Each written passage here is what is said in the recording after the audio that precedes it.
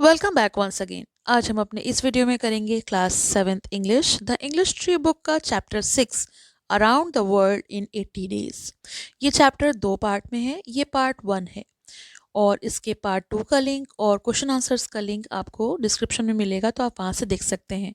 तो चलिए video start करते हैं। इसमें जो ये कंप्लीट द पैराग्राफ दिया हुआ है ये भी आपको सोल्यूशन लिंक में ही मिलेगा। तो पार्ट 1 स्टार्ट करते हैं। कास्ट यानी पात्र। कहानी के पात्र हैं Phileas Fogg, a rich English gentleman. Phileas Fogg एक धनी अंग्रेज सज्जन हैं। Jean Passepartout a French man driver to mister Fogg. तो जीन्स पासपार्टू जो हैं वो एक फ्रांसीसी हैं यानी एक फ्रेंचमैन हैं और मिस्टर फॉग के सेवक हैं। Samuel Fallentin, Thomas Flanagan, John Sullivan, friends of mister Fogg. तो ये जो तीनों हैं ये मिस्टर फॉग के दोस्त हैं, मित्र हैं। ऑडा, एन इंडियन विडो। ऑडा जो है वो एक भारतीय विधवा है। पायलट ऑफ अ शिप, जहाज के चालक। एंड नरेटर, वाचक जो कहानी सुना रहे हैं। तो चलिए चैप्टर स्टार्ट करते हैं। फर्स्ट सीन है narrator through out the play standing at the front left corner of stage. तो नरेटर जो हैं पूरे प्ले के दौरान मंच के बाएं कोने पर खड़े होकर पूरा नाटक जो है वो वाचते हैं। At London on Tuesday October 1, 1872, mister Fogg is at the Reform Club with his friend. तो वो बताते हैं कि लंदन में मंगलवार 1 अक्टूबर 1872 को मिस्टर फॉग अपने मित्रों के साथ रिफॉर्म क्लब में हैं। Fog, the technological innovation of this century have made it possible to travel rapidly around the world. तो मिस्टर फॉग जो हैं वो सारे दोस्तों से बात करते हुए बताते हैं कि इस सेंचुरी यानी शताब्दी की तकनीकी खोजों ने पूरी दुनिया में तेजी से यात्रा करना संभव बना दिया है। यानी पहले बहुत वक्त लगता था मगर अब उतना टाइम नहीं लगता है। ये बात सुनकर Samuel Fallentin laughing loudly, what are these technological breakthroughs. तो सैम्यूल फॉलेंटिन जो हैं वो जोर से हंसते हुए कहते हैं ये कौन सी तकनीकी खोजें हैं। थॉमस फ्लैनेगन, उनमें से एक दोस्त जिसका नाम थॉमस फ्लैनेगन है, वो बोलते हैं I think mister Fogg refers to the first transcontinental railroad in America being complete in 1869 as well as opening the Suez Canal in 1869. Not to forget, 2 years ago, the Indian railways have been linked across the subcontinent. तो Thomas फेलिगनन बोलते हैं कि मेरा मानना है कि जो mister fog हैं वो अमेरिका में 1869 में पूरी हुई पहली ट्रांस कॉन्टिनेंटल रेलवे और 1869 में खुले स्वेज कैनाल के बारे में बात कर रहे हैं। और ये भी नहीं भूलना चाहिए कि 2 वर्ष पहले भारतीय रेल मार्ग ने पूरे सब कॉन्टिनेंट में जुड़ गए थे। Samuel Fallentin laugh. So you will harness your horses and reach the Mediterranean Sea, leave them there, swim across the sea to Bombay and take the rail preposterous. तो यहाँ पे सैम्यूल फॉलेंटिन जो हैं वो हंसते हुए कहते हैं तो क्या आप अपने घोड़ों को जोत कर भूमध्य सागर तक जाएंगे, उन्हें वहीं छोड़ देंगे, समुद्र पार तैर करके बॉम्बे पहुंचेंगे और फिर रेल पकड़ेंगे। ये तो बिल्कुल बेतुकी बात है। प्रीपोस्टेरस मतलब होता है फिजूल की बात। John Sullivan, do you really think you can undertake this most heroic and Hardy adventure fog. तो जॉन सुलिवन जो हैं वो फॉग से पूछते हैं कि आपको सच में लगता है कि आप इतना साहसिक और कठिन अभियान कर सकते हैं, यानी आप 80 दिनों में पूरी दुनिया घूमकर वापस आ सकते हैं। You can always draw up a schedule and jump from one point to another on the earth in your imagination, but actually doing it no. तो वो कहते हैं आगे कि आप कागज पर समय सारणी बना सकते हैं और अपनी कल्पना में एक जगह से दूसरी जगह तक जा सकते हैं, लेकिन वास्तव में ऐसा करना नहीं, ऐसा नहीं हो पाएगा। Samuel Valentin, he will buy a time capsule and rock it around the world in a year. तो सैमुअल फॉलेंटिन बोलते हैं ये कोई समय यंत्र खरीदेगा और 1 साल में पूरी दुनिया का चक्कर लगा कर आएगा, और ये भी वो ताने के अंदाज में ही कहते हैं। Thomas Flanagan, maybe a journey by balloon. तो थॉमस फ्लैनेगन जो हैं वो कहते हैं या शायद गुब्बारे से यात्रा करें तो ये सब पॉसिबल है। Fog, undisturbed. फॉग जो है वो शांत स्वर में सुनते रहते हैं सबकी बातें। I don't need a year, I need just 80 days and I can show it to you. तो फॉग इस पर कहते हैं मुझे पूरा साल नहीं चाहिए, मुझे केवल 80 दिन चाहिए और मैं ये करके दिखाऊंगा। Samuel Fallentin, 80 days, that's a deal. तो वो कहते हैं 80 दिन, ये तो शर्त हुई। हंसते हुए, I will give you 20,000 pound, British pound, if you make it around the world in 80 days। तो वो कहते हैं अगर तुम 80 दिन में दुनिया का चक्कर लगा लो तो मैं तुम्हें 20,000 पाउंड दूंगा। Fogg, mark my words, this is the age of exploration, but I am going to show you an age of fully global tourism to be enjoyed in relative comfort and safety।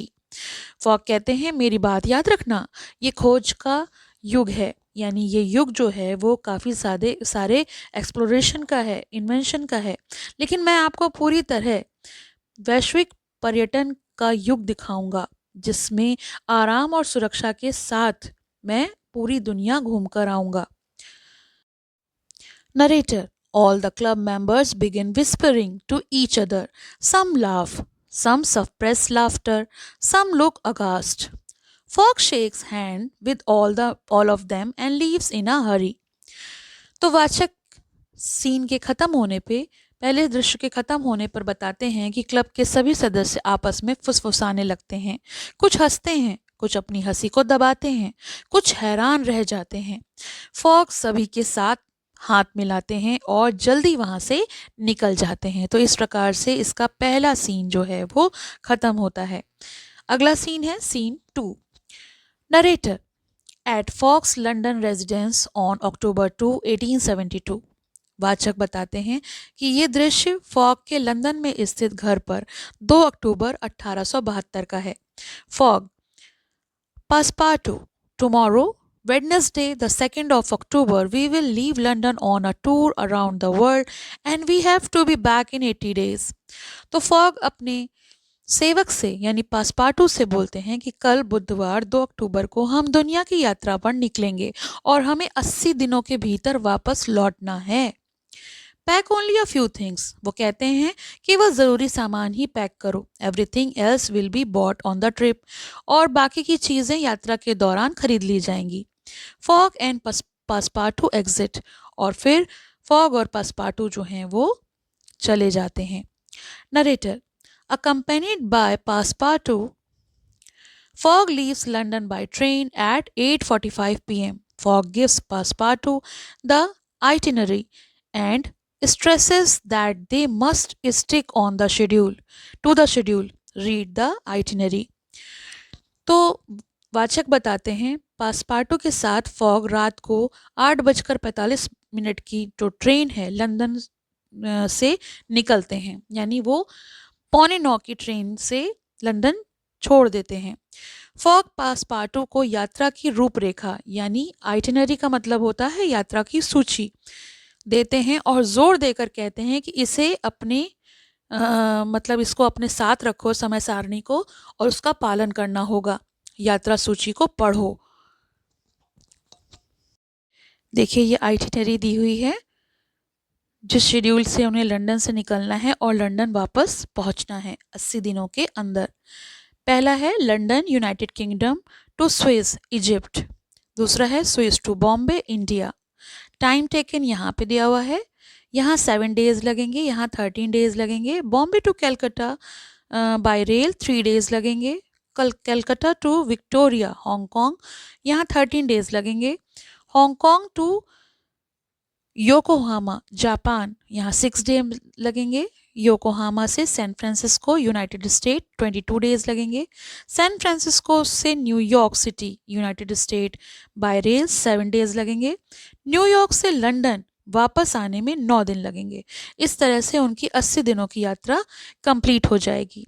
किस तरीके से वो जाएंगे, यानी way of transport बीच में दिया हुआ है। चलिए आगे बढ़ते हैं। Scene 3. Narrator. Mr. Fogg and Passepartout reach the Suez Canal in time.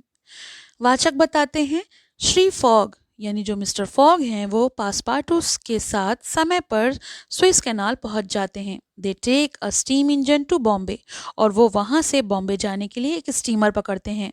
Mister fog promise the captain a reward if they reach Bombay before time. वहां पर वो कप्तान से वादा करते हैं कि यदि वो समय से पहले बॉम्बे पहुंच जाएंगे तो वो उन्हें इनाम देंगे। They dock into Bombay 2 days ahead of schedule. वे तय समय से 2 दिन पहले ही बॉम्बे पहुंच जाते हैं क्योंकि उन्होंने कप्तान से वादा किया था कि वो उन्हें इनाम देंगे। शायद ये भी एक कारण था। They take a train from Bombay to Calcutta और फिर वो बॉम्बे से कलकत्ता जाने के लिए ट्रेन पकड़ते हैं। On the way they find that the railroad ends at Kholby and after 50 miles restart from Allahabad. रास्ते में उन्हें पता चलता है कि रेलवे लाइन खोलबी में समाप्त हो जाती है और 50 मील के बाद इलाहाबाद से फिर से शुरू होती है। Fogg buys an elephant, hires a guide and start toward Allahabad. Fogg एक हाथी खरीदते हैं, एक मार्गदर्शक खरीदते हैं और इलाहाबाद की ओर यात्रा शुरू करते हैं। क्योंकि उन्हें इलाहाबाद से ट्रेन पकड़नी है तो वो हाथी के सहारे वहां का सफर तय करते हैं। On the way they see a procession. रास्ते में उन्हें एक जुलूस दिखाई पड़ता है। प्रोसेशन मतलब होता है जुलूस। Narrator at front left of stage Fogg and Passepartout enter on an elephant. A procession enter stage from the other side. तो ये जो प्ले है इसका ये सीन जो है उसमें वाचक जो है मंच के बाई ओर खड़ा है सामने की तरफ और फॉग पासपार्टू हाथी पर प्रवेश करते हैं एक तरफ से, दूसरी तरफ से एक जुलूस मंच पर आता है। Fog, what is this procession about? Who is that woman being dragged? Passepartout. तो वो पसपार्टू से सवाल करते हैं कि ये किस बात का जुलूस है, उस स्त्री को क्यों घसीटा जा रहा है। Passepartout goes to find out and returns with the information. पासपार्टू जानकारी लेने के लिए जाता है और जानकारी लेकर वापस आता है। पासपार्टू, she is being taken for a sati sacrifice. तो पासपार्टू आके बताता है उसे सती प्रथा के बलिदान के लिए ले जाया जा रहा है।